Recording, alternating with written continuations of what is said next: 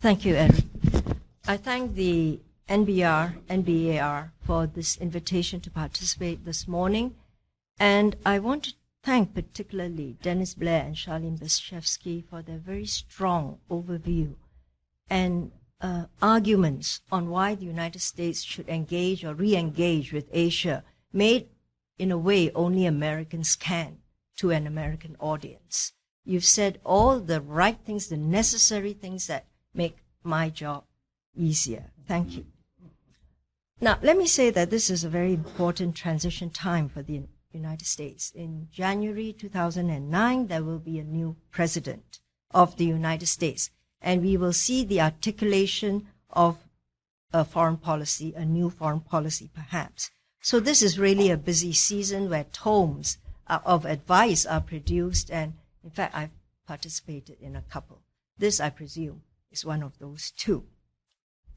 The question for us today is, what should U.S. policy on Asia or towards Asia be?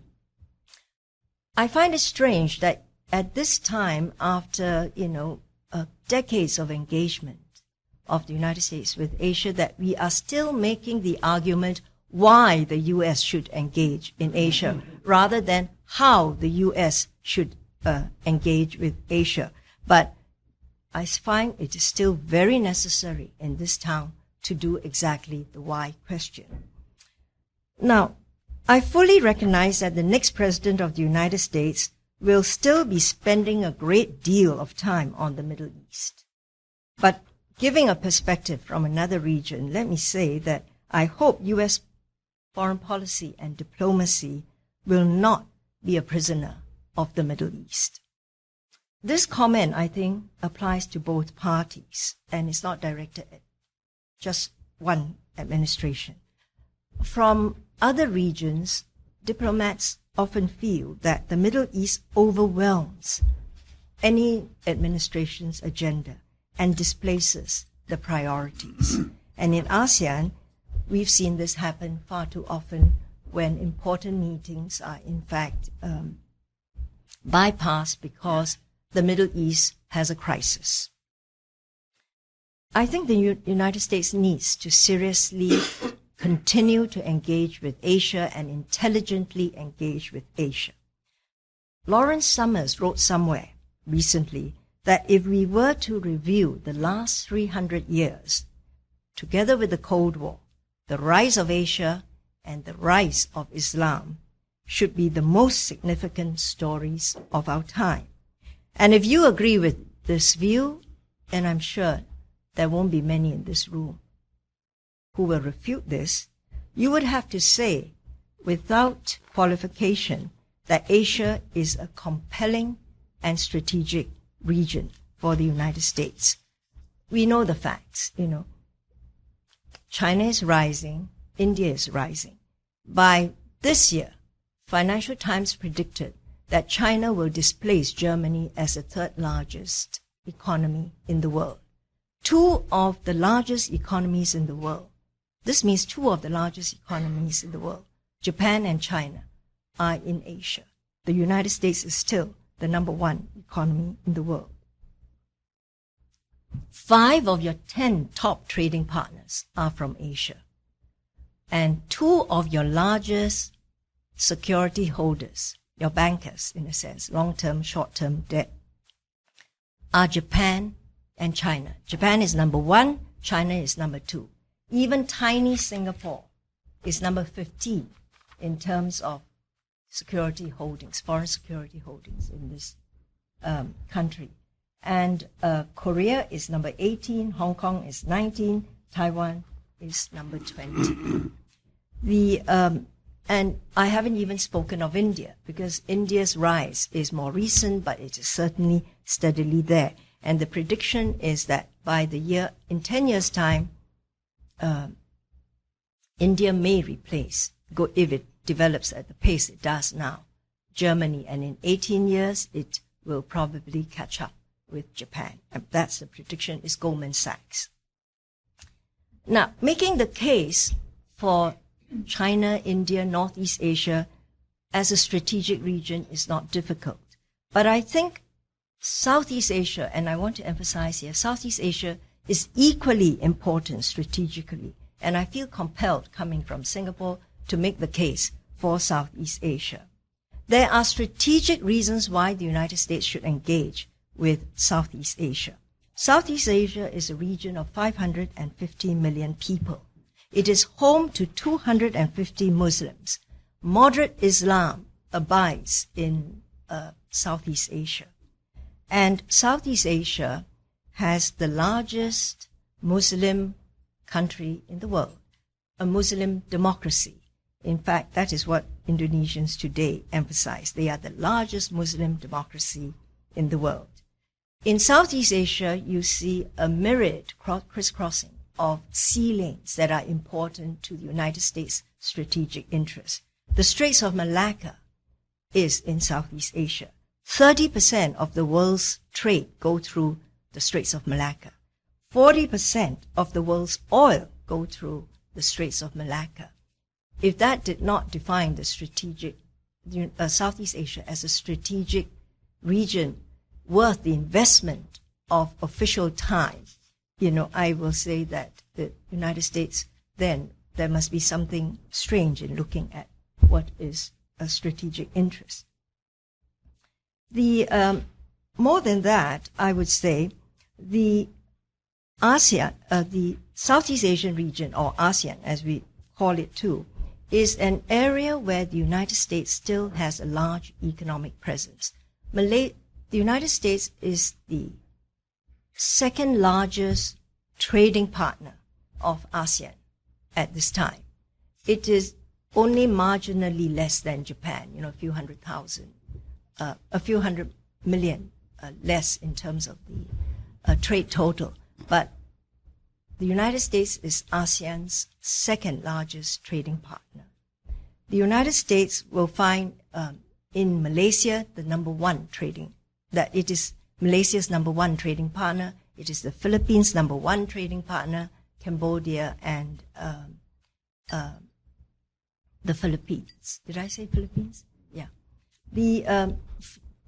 In all other countries, you are number 2 or number 3. So the United States ranks number 1 to number 3 as a trading partner of the Southeast Asian region. The point is, you would not want to lose this position.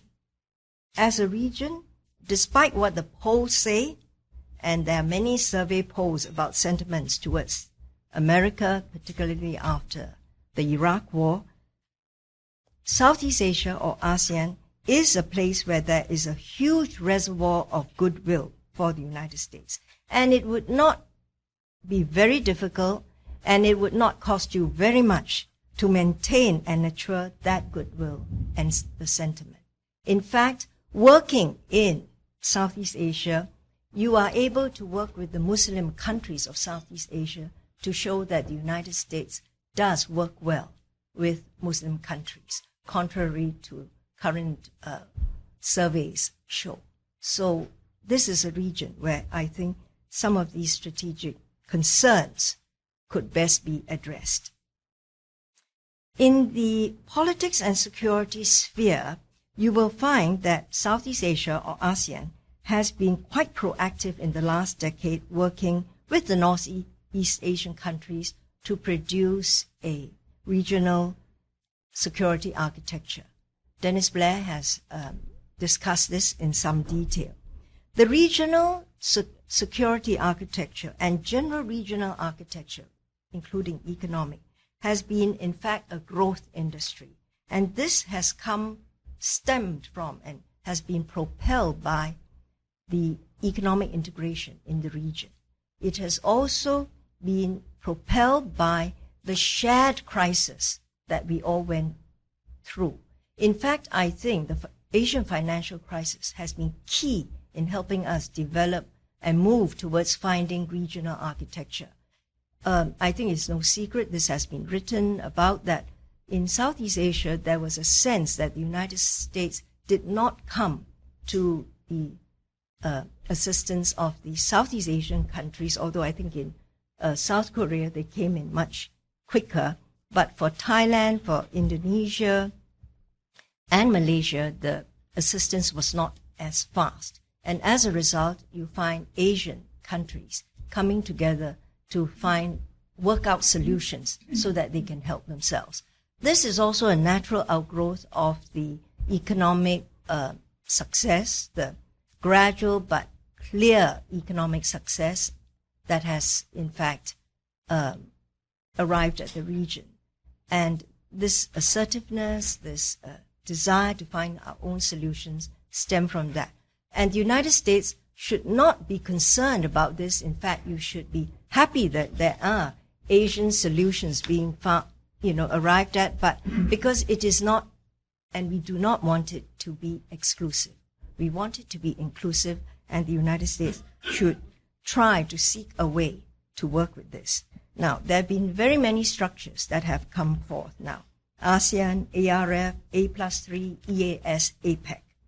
Of these structures, the United States is only in ARF and in APEC. And I would urge you to attend the meetings where you are, in fact, a member of. Now, and I imagine the United States as a superpower would be interested to know what is going on in this region, whether you are in the structure or you are not in the structure.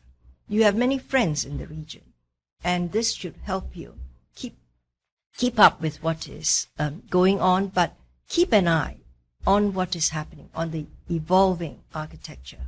And if you decide this is something you want to participate in, you should indicate that you are interested, because otherwise the structures evolve and you are not there. Now, the United States' attention to ASEAN, let me say, whilst I'm trying very hard to say this is an important region, is driven largely, in our view, by white heat issues. You may see that it is strategically important sometimes, but you are only there when there are white heat issues, like the tsunami. And now where there's a Myanmar cyclone, but, the Myanmar is a bit slow in trying to get assistance. So I think in that sense, we would like to see that redress. The United States should try to engage with Southeast Asia, with Asia strategically at a high level and over a broad range of issues. Let me just take a few moments. What should the U.S. role be in Asia then and in ASEAN if we want the U.S. role? First, let me say the United States should play a leadership role in keeping markets open and to maintain this philosophy of free trade and free markets. You have been the leading light in this, approach. And it is free markets, free investment flows that have helped the world grow the way it has. It has certainly helped developing countries aspire to reach the kind of lifestyle that you hold out. And many countries in Asia have bought into this. The United States should be making the argument for globalization. You did in the beginning. We bought it. And now you are retreating from globalization. You should continue to argue, as our two distinguished Americans have this morning, why globalization is good, and you have to raise your own game rather than blame others for it. Secondly, the United States should continue to be an active player in Asia as rapid developments are taking place. You have been a player in part, and you have been part of our growth story. We want you to continue to be part of our growth story. How can you do that? You can do that by keeping your markets open, by engaging in the business, by, in fact, being there and using soft power. The United States was extremely effective when you exercised soft power, and I think this was immediately after the war in the 1950s, 60s, 70s, 80s. Today, there seems to be less of that. Open your borders, allow students in, and give out more scholarships, share technology, build up capabilities in the region, and the region looks for that, and you will be engaging with Asia and finding the goodwill, in fact, renewed. What should you not do? I think the United States should avoid any Cold War paradigms or the return to Cold War paradigms, dividing the world into camps. You want to engage with the whole of Asia on many issues: energy, climate change, human rights, security, non-proliferation. So dividing countries into whether they are democracies or non-democracies really does not help engagement. What you must not do, don't undo policies that work. And don't feel compelled in a new administration to overturn what the last administration did. I would say that the Bush administration's policy to Asia has been good. It's had a dialogue with China. It's done well in working with China to keep the cross-straits calm. It engaged with Southeast Asia initially, but unfortunately, and there were many moves and initiatives. But I think in the last year, because of the Iraq War and because of the desire to complete issues before the term is out, some of the attention has been taken away from the region. No un-Clinton and no un-Bush policies, please. If they are good, keep those policies. What you should not do. Do not resort to sanctions too easily. Sometimes we think that in lieu of a policy, the United States imposes sanctions. Especially when you impose unilateral sanctions, they don't quite work. And in fact, it doesn't win you any goodwill. And what is worse, you lose leverage in trying to change the country you want to effect. Now, non-Americans watching the campaign now, your election campaign, worry that campaign politics and sloganeering may in fact become policies. We know this is a primary season and candidates will say things. But in the age of the YouTube, SMS messaging and constant cable replay, we worry that it's going to be very hard to walk away from what has been said. So, a lot of the foreign diplomats listen to the language on trade, and we worry. And we hope you can, in fact, try to change the debate somewhat. And finally, let me say, develop the relationships with the countries and develop the relationships at a high level. Because when there are high-level visits, either to the region or from the region to the United States, officials have to come up with deliverables. And you will then move the relationship from point A to point B and further to point C.